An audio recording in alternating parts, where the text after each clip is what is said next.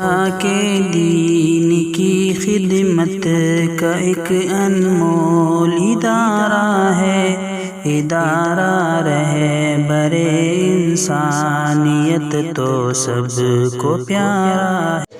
یہ ہمارے مرشد گرامی اور عظیم عالم اور ولی کامل کی نگاہ کرم کا نتیجہ ہے، اور کیسی شفیق ہستیاں ہیں۔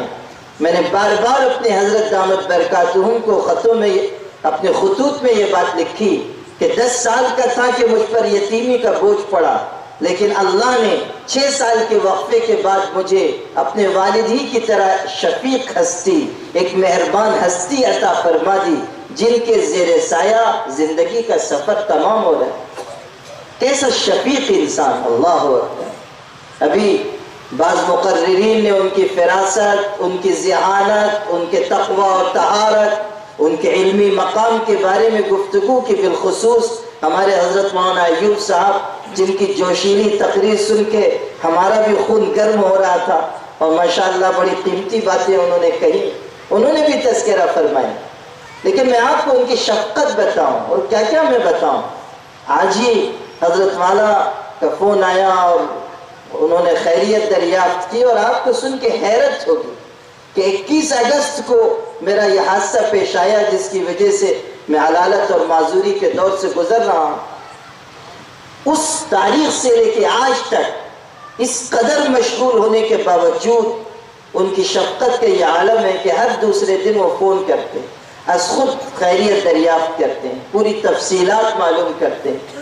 اور آج انہوں نے فون پر یہ فرمایا کہ میں پونا کسی تقریب میں شرکت کے لیے آ رہا ہوں، اور میرا بہت دل چاہتا ہے کہ آپ کو دیکھوں، کئی مہینے گزر گئے، آپ سے ملاقات نہیں ہوئی، اور میں صرف آپ کی عیادت کے لیے مالیگاؤں آنا چاہتا ہوں، اور آپ کو دیکھ کر تھوڑی دیر کے لیے آ کر واپس چلا جاؤں۔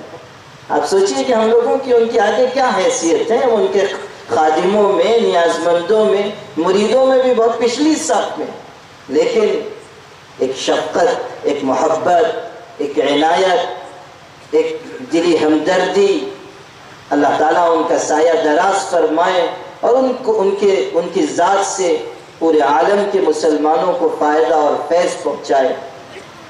تو ان حضرات کی دعا اور ان کی نگاہ کرم کے نتیجے میں یہ ذمہ داریاں اور یہ مناصب حاصل ہوئے۔ آپ حضرات دعا کیجئے کہ اللہ تعالیٰ ہمیں اس بات کی توفیق دے کہ ہم اللہ کے دین کی زیادہ سے زیادہ خدمت کر سکیں۔ ادارہ رہے برے انسانیت تو سب کو پیارا۔